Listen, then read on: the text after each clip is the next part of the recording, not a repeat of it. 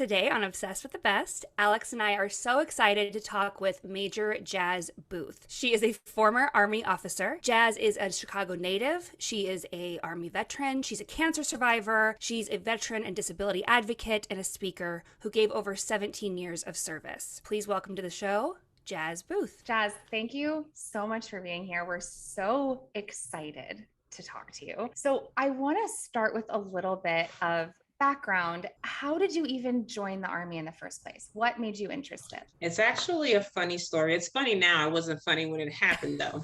Okay. So I went to college on a basketball scholarship, and I majored in television and radio broadcasting. Oh, wow. I wanted to be an on-air news anchor. And so, yeah. And so I got my degree. I did a great sports internship, basically doing sports games and anchoring and interviewing players after games to, get some interviewing experience, got a good resume, got good references, and moved to Vegas. My aunt lived there, it was closer to LA, but not quite to LA, not too cutthroat. And I was ready. So I went to this television station with my great resume and my great references and my great experience and my great grades and my great degree. And they were like, yeah, this is great, but there's just one problem. And I said, okay, well, what's that? And they said, you are just too tall. Okay, so keep in mind, this is like the mid 90s. Yeah. And so the women anchors that are on TV, they're still very petite. Oh, yeah. And so they're not even looking at women of my height yet. And they were like, yeah, you tower over most men and you wouldn't look good on camera. And Jas, how tall are you? I'm 6 feet. You are. Good for you. Yes. Tina and I are 5'9". We're tall, not as tall as you, but that's so cool. And I was like, I wish someone would have told me this 4 years ago, that from an industry standard, that wouldn't cut it. And so I was also a single mom by this time. And I said, okay, well, I've always told my son, we have to be bigger than our obstacles. And so I said, well, I need to do something that is a tough career field, something very demanding and very challenging. And I'm trying to think of something that's very tough for a woman to do. And if I do really great in this career field, he will see that a term like single mother is not indicative of how successful you can be in life. And what popped into my mind? The military. And that's how I ended up in the Army. That's incredible. Wow. That is incredible. I mean, you really wanted a challenge. I mean, because that is not an easy career, especially a career move. Because I feel like a lot of people that join the Army, it's right out of high school. It's to get an education. But I mean, this was a choice. It wasn't like a tradition. My father was completely against the military and the machine, all of that. Yeah, I was a crazy person. I mean, I didn't need education. I didn't need student loan repayment. I just needed a challenge. And wow. Oh my God. Hats off to you.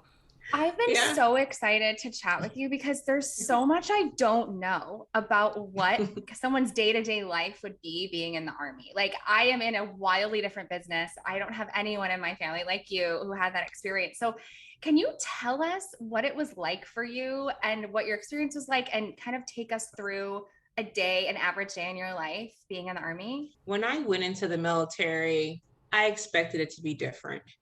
And what I mean by different is how the military is portrayed on TV. It's like, it's one big happy family. We all bleed green. We all are equals. And it's a brother and sisterhood. And it was the complete opposite in some aspects. I mean, there are some people, for the most part, who are like that. But I will tell you that I did experience racism in the military. I did experience sexism in the military. And I say those things to not say that I did not love my military career. I obviously did. I stayed in for 17 years. I had lifelong friendships. And it definitely gave me an opportunity to provide a better life for my son and both of my children than I ever had as a kid. But I say that because people look at the military as this different society that is untouched by the ills of American society. And I tell people, where do you think the military gets their troops from. And so the military does not breed rapists. The military does not breed misogynists or sexist or anything like that. These are people who already possess these characteristics or ideologies. They're now just wearing a uniform. And I had not thought about that before I joined. So when I went there and I experienced these things, I was a bit disappointed, but then I met mentors that encouraged me to grow beyond those ideologies and those people who were still small-minded or were still caught in their day-to-day ignorance. And so for me, they were just obstacles, and they were people who didn't want people like me to succeed or didn't think people like me should be allowed to serve. And that only fueled my drive to serve, to be promoted. So people like me, women like me, could see people in positions of authority and leadership positions like me and know that they can make it despite what small-minded people thought that we could achieve or what we could be. And so for me, it was challenge accepted. And then I saw the additional challenges that needed to be accepted. And I was just like, game on. What do you attribute your resilience and your strength and then drive for a challenge and to rise above and to overcome this challenge? Where do you think you get that from? I knew as a small child. So I was born and raised in the projects of Chicago. And so I was born and raised in those projects. And so I always knew that, there was something outside of those projects. But I always knew that I was destined to help people and that I was destined to be an example of something. Didn't know what that was, but I just knew early on that it was my purpose in life to help people. I didn't understand what that was, what the purpose was, or how I was going to be led to do that. And so throughout those challenges, people would always say, thank you for inspiring me. And I was just going about my day-to-day, not trying to be an inspiration, not trying to have people to look up to me or not trying to set example, but just trying to be the best that I could and just trying to overcome challenges so that no one could create an obstacle for me or stop me from doing what I felt I needed to do or achieving what I thought that I could achieve. But it just seemed in doing that, people were always watching me and I was inspiring people along the way, whether I knew it or not. When I went into the military originally, I started off enlisted as a truck driver, and the military said, well, since you have a degree, you can go in, you can be an officer because you're educated, and that means you can be a leader. And I was like, there are a lot of smart, dumb people with degrees. And just because I have a degree does not mean I'm smart enough to be a leader. So I am going to enlist into the military. So when I do get to the point that I am a leader, when my soldiers bring me their needs or concerns, I can identify with exactly what they're asking me for or exactly what their needs or concerns are because I will have experienced that. And so I spent my time enlisted and then I commissioned as an officer through Army ROTC.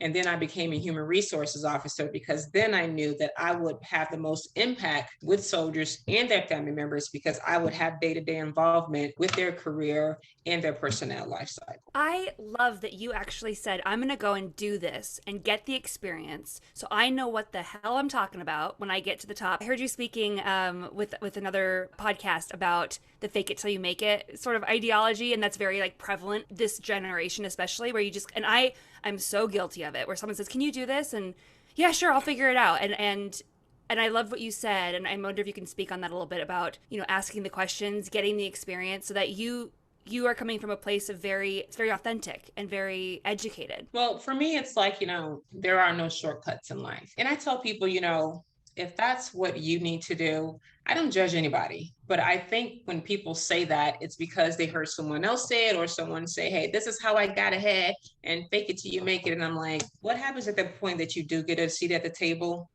and now you can no longer fake it? And they say, okay, Tina, you have proven yourself as an expert in the industry. And now we need to know how you were able to crack the code on the circumference of the sun, and they hand you the chalk and say, we're all ears, Yeah. So it's at that point you discredit yourself, but also you not only discredit yourself, everyone who has looked up to you, everyone that you have inspired, everyone that has looked at you and positioned you as a subject matter expert, they lose something in themselves because they believed in you. And there are so many people that you may have become their role model, and you may be the one thing that's driving them. And now they may see you as a fraud.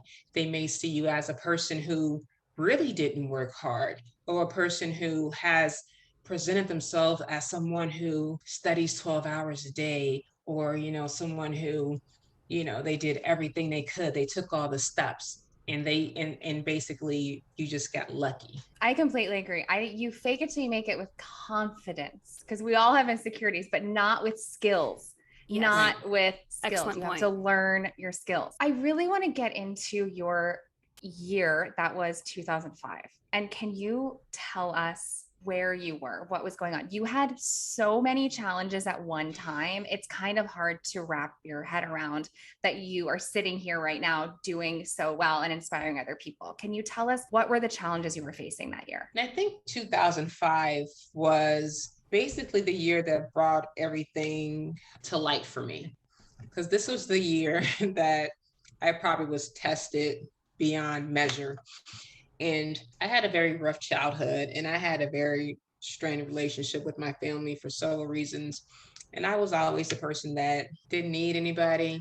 As long as me and my son were okay, the rest of the world could kick rocks. I was in the best shape of my life. My career was going great, and I really didn't need anyone for anyone. And I always preached, self-sufficiency, don't lean on anyone for anyone, because you don't want to become codependent. And then I was, divorced with my first husband. And so I think I was also very bitter around this time in my life.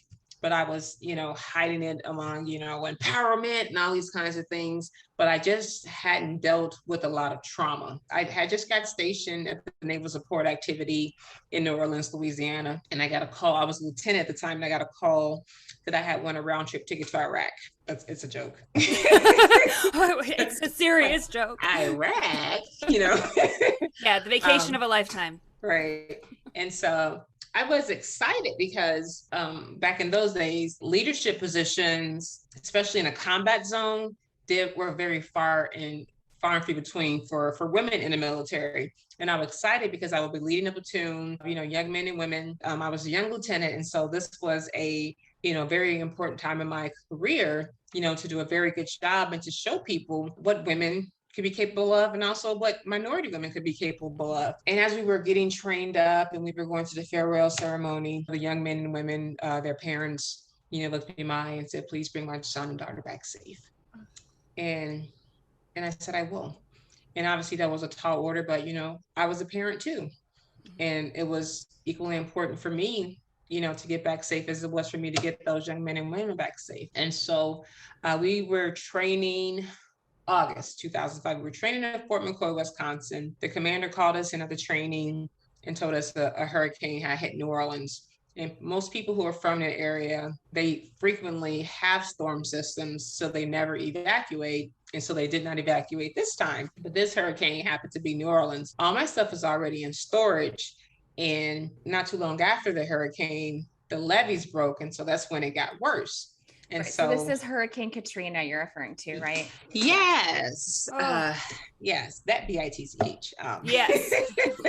Major. And so after the second part, when the levees broke, people couldn't get in touch with their families, and people are stressed, and so they had to put a pause in training because soldiers couldn't focus. And I will tell you, all during training, I did not feel well.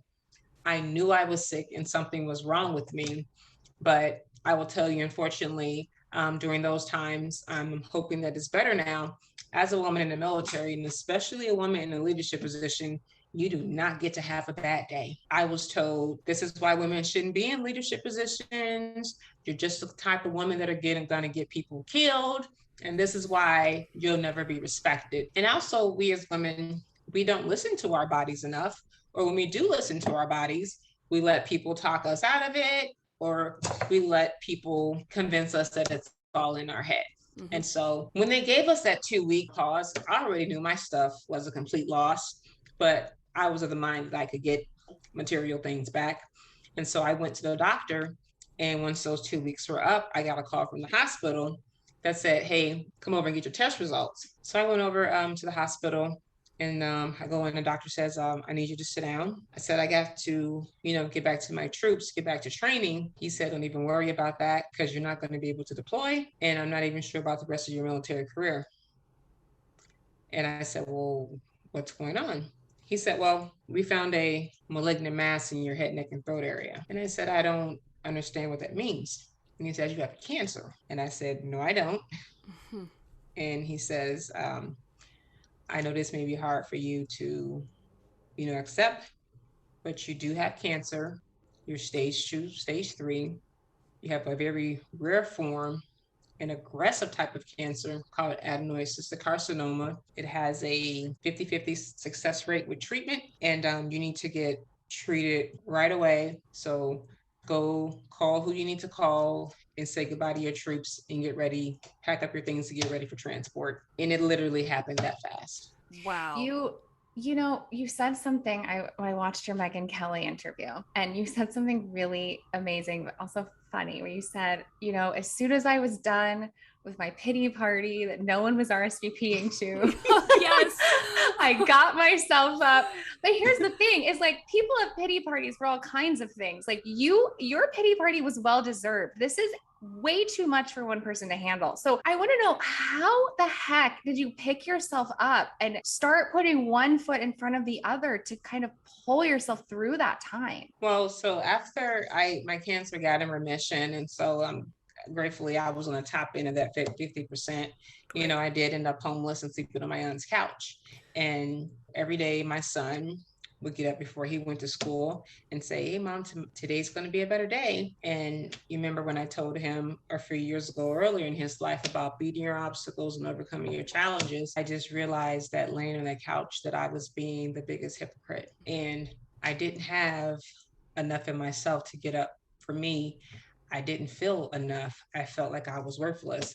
And unfortunately, for most women, we look outside for things to, I need to get up I need to do this for my mom, my family, my boyfriend, my husband, my school, my friend, because we don't think that we're enough to have a goal to accomplish for. And for me, I latched on to my son, as opposed to saying, you know what, Jas, you need to get up off this couch for yourself. You need to go find a job for yourself. But it was like me, no, I need to do this because I'm a mom and need to take care of my kid. Yes, those things were important, but I should have been enough for myself too. In that moment, I felt that I owed it to him to get off the couch. And again, as you said, I was throwing this party for a couple of months and nobody would come because, sadness is a terrible party favor. Nobody wants it. So yeah, it's a bummer kind of party. Yeah. And I'm curious, where was the military during this time? Was there any support for you? Well, so the thing is, so my unit still went to Iraq, and I didn't have a unit or a home or a job to go back to. So at this point, I'm a veteran. And so I went to the Department of Veterans Affairs to get support. That's where the military directed me to. And so I go there and I say, hey, give them the short form of the story that I told you guys. And I say, so the military told me to come here because I'm a veteran and I need to get supportive services. And they say, yeah, you're a veteran, but you're a woman. What? I said, yeah, last time I checked. And they said, well, we don't have supportive housing and, services like that for women. But, oh, you mentioned you had an illegitimate child. So you need to get on welfare and food stamps like other women in your situation. No. And how long had you been in the service at this point? How long had you served? I joined in 2000, 2005. So now we're 2006 at this point. So now it's been almost 6 years. I did say I was born and raised in Chicago. So I had been working on my inner ghetto for a very long time. And she almost tapped it when she called my son illegitimate. But I wow, cannot imagine. That is so, it sounds so disrespectful to someone who is putting their life on the line. I can't even imagine. Yeah. And while I was in the hospital, in the military hospital, there were both men and women who were coming back wounded, ill, and injured. And there are women right now who are buried alongside our brothers in Arlington National Cemetery. So when she sent me away as if my gender deemed me ineligible, it definitely felt like a gut punch. I ended up on welfare and food stamps, homeless and sleeping on my aunt's couch because I was a woman. Wow. It's unbelievable. Wow. It's unbelievable. Why? So, well, first of all, you noticed this lack of support for women with children who are vets, and you started Final Salute. How did that come about? And can you tell us more about it? I guess about 4 years later, so now I'm a captain in the Army, I was able to get back on full-time active duty. I had relocated to the Washington, D.C. area. And also around this time, Oprah Winfrey is getting ready to go off the air. And so obviously being from Chicago, Oprah is like a staple in Chicagoans' lives. We feel like we made Oprah, even though she made herself. And so the show, one of the last shows that I happened to catch of her is the one she's doing on homeless women veterans. And I had kind of written that chapter off in my life as, you know what, maybe I was just that one who slipped through the cracks. Mm-hmm. I didn't think that it was a huge problem. So I was like, well, they're not going to make a whole program for one person. So maybe it was just something that I dealt with. But to learn that there were tens of thousands of women veterans that were going through this. And I said, okay, well, it's been some years since my ordeal. Let me go and see how many supportive housing programs there are for women veterans now. And so I went to Google and absolutely nothing came up. And I was like, you have got to be kidding me. Why do you think that is? Well, for one, when I started to do my research and look through the VA's program and HUD's programs, not until the Government Accountability Office was auditing homeless programs for veterans, they asked the HUD and VA, so how many homeless women veterans do you have in these programs? How many homeless women veterans are there? And they were like, we don't track homeless women veterans. What? They were not even tracking them. So they were not developing programs for homeless women veterans because they did not even have any idea how many they were. They were only setting up programs for homeless male veterans and even tracking homeless women veterans. We were an afterthought. They never thought to think that we would come back with PTSD, military sexual trauma, come back with, be subject to wounds from IEDs, lose limbs, be burned unrecognizably, get shot, all those types of things. Never even thought it.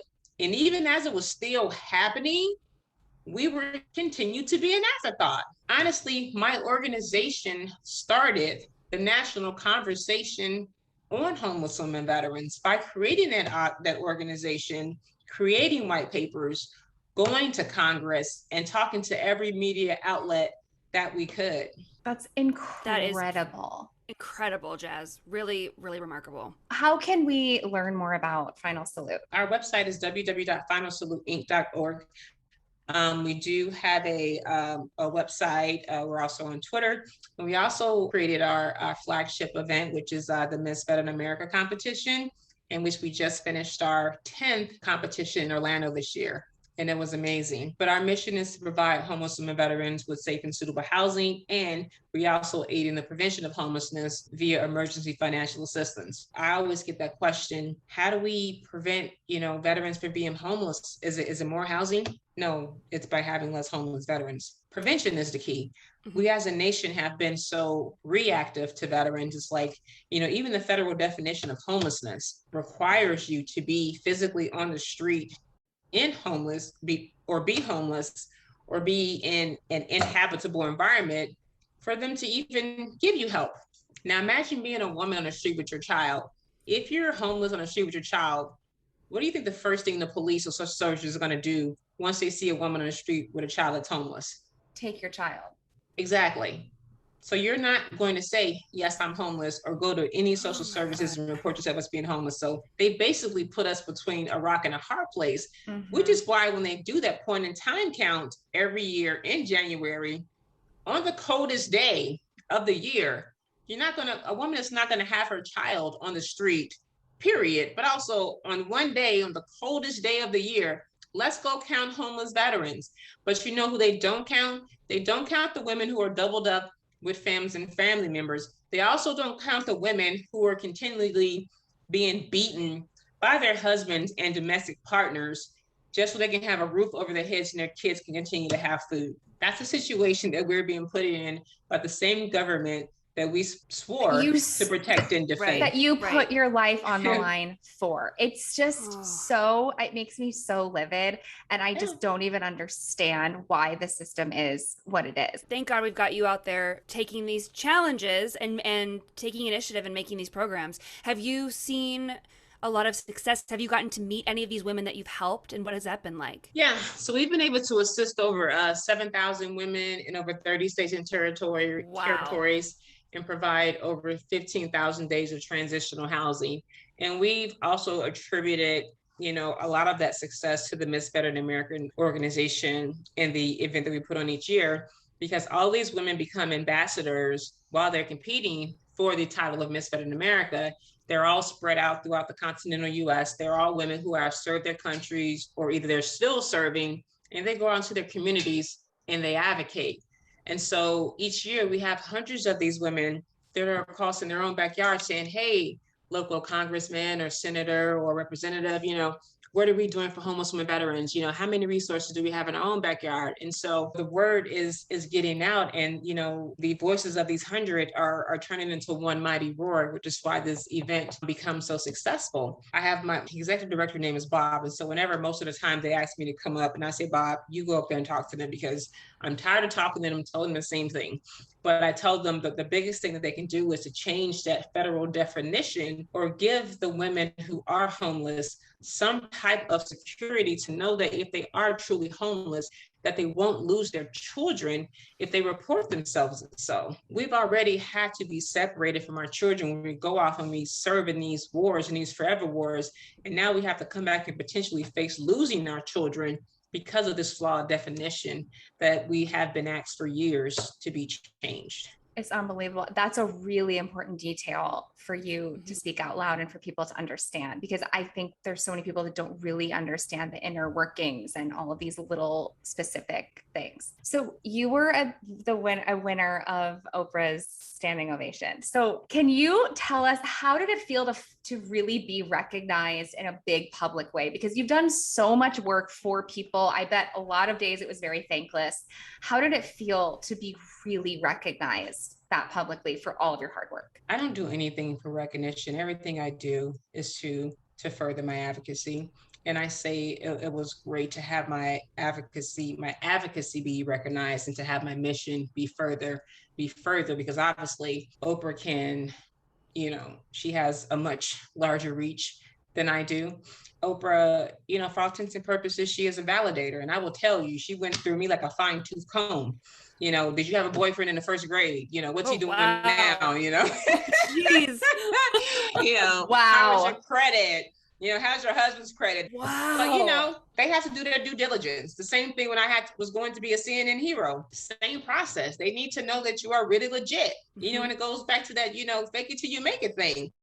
Yep. You know, when you get to the point where they say, hey, this person needs to be recognized, or hey, we want to do things for this person, they need to be sure that you are the real deal, mm-hmm. that I am out in the trenches, that I am doing the work, and that I am truly practicing what I'm preaching, but also that I have done the research, you know, and all the background work, you know, to culminate to what my organization is fighting for. And so it felt, well, one, it felt really great because I watched her on TV as a kid. Of course. And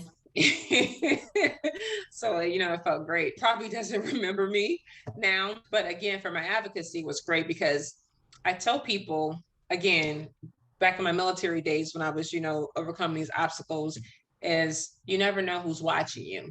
And even like with my business now, people say things like, oh, I see your small business, or in my nonprofit, oh, I see your small nonprofit. I'm like, I don't understand what that means. You know, you may think my business is small. I don't. You may think my nonprofit is small, but, you know, even when I'm out, even when I'm out of my speaking engagements, if 5 people show up to my speaking engagements, I will treat that conference room like Carnegie Hall, because I am glad that you 5 people showed up, and I am still going to show out and give you the same level of respect and intensity because you showed up for me, and I respect that. So for me, it's like, I don't care what words you have for me. I'm always going to think highly of myself. I am my best friend and my biggest fan, regardless of what anybody else thinks about me. That's the best attitude to have. And honestly, that's something we try to live. Exactly. So I admire that Yes. so much. So before we let you go, we need to hear, you do have a really cool business, which is a skincare line, and we need to hear about it. So through my journey, and I was telling you guys earlier about how I latched on to my son, and like in my worst times, I realized that I wasn't very self-aware. And so I had lots of friends who were into spirituality. And I come from a very religious family. And so things like spirituality were frowned upon because from their aspect, spirituality was like against religion. And then there's demons and all these other types of things. And I was like, well, there's also like meditation, there's music therapy, there's crystals and, all these other types of things. And so I delved into spirituality and I just became so self-aware. And we as women, as we get older, we are so afraid to be alone. And I'm like, what does that really mean? Do you not like being alone, or you do not being like with yourself? As I became more self-aware, and like when you make meetings with people and tell you like, hey, my time is valuable. And like, what? Yeah. And your time with yourself should be just as valuable. Whenever you have time for yourself, you should enjoy being with yourself and you should be totally immersed with yourself. So when I have 5 minutes with myself, it's just like, oh, this is the best time ever because I love me and I'm okay with me. And again, I am my best friend and my biggest fan, and I make the most of the time that I am alone with myself. And so I also didn't realize the mind and skin connection. And so I named my skincare line Agnia Awakening. Agnia is your brow chakra, which is right here, which is the birthplace of manifestation. So every day I wake up with intention, and everything I do with intention. And also, what's the first thing you do when you wake up in the morning? You're touching your skin, whether you're brushing your teeth, taking a shower, washing your face. So I wanted to always do something with mindfulness and also with skincare because of the connection. I wanted to create a skincare line that enforces the mind skin connection, but also teaches you mindfulness, teaches you to be more self-aware, and teaches you to do everything with intention. So when I take a shower in the morning, I'm not just taking a shower because I need to clean my body. I'm taking a shower because I am having a connection with my skin. I am cleansing my skin. I am connecting with my skin. I am nourishing my skin and my body. When I'm washing my face, I am doing the same thing. And I'm also saying affirmations, good morning, beautiful. I also say things like, I am connecting. I am connected and I am 12. I attract wealth, abundance, prosperity, success, wisdom, encouragement, and infinite opportunities. I say it every morning. And I look in the mirror and I say, good morning, beautiful. Before I go to bed, I say, good night, beautiful. I meditate. People think like meditation, like you have to do, 5 hours or 10 hours for the count. And even with women, we think when we say, practice self-care, it doesn't always have to be something grandiose. It can be some, small things matter and big things matter too. Go into your back patio and just listen to the sounds of nature for 5 minutes. Lotion your hands. And while you're lotioning your hands, what does that feel like? Simple things. We need to make self-care a daily practice and not, I'm going to do this in 5 days or next month I'm going to do that. So if you do self-care daily, you will feel better daily because every day you will say, I have done something for myself. And so that was my intention with making my skincare line. So I have a facial wash, we have moisturizer, and I have facial mask, which I use when I meditate. Because you can just lay there and it's the Korean sheet mask. Yes, the sheet mask. And so, but you can read up more. It's Agnia, AJNA-awakening.com. But also, if you just go to jasboothe.com, that will shoot you to my website for my skincare line. Jas, bringing mindfulness and mental health into skincare is right up our alley. It really is. And I just have to say, it seems that you've mastered the art of intention, which I think is so admirable and wonderful and something I'm constantly chasing in my life. Obviously, it works for you. Your skin, you are just glowing. You're beautiful. You're radiant. You have a wonderful energy that we're even getting through the computer screen. Yeah, so Tina, so when you're taking your makeup, you can just say, I am moving the worries of today and I'm throwing them away. I love it. Also, really like, you're so relaxing to listen to. I feel like I'm in a spa. Like when you were describing, like putting the things on your face, I was like, yes, I'm so relaxed. You're so inspirational, Jas. We are thrilled that you came on Jas, today. it was so much. Such an honor to speak with you. And everything you're doing for women is just so incredible. We're just so grateful. We're so honored that you talked with us. Thank you so much.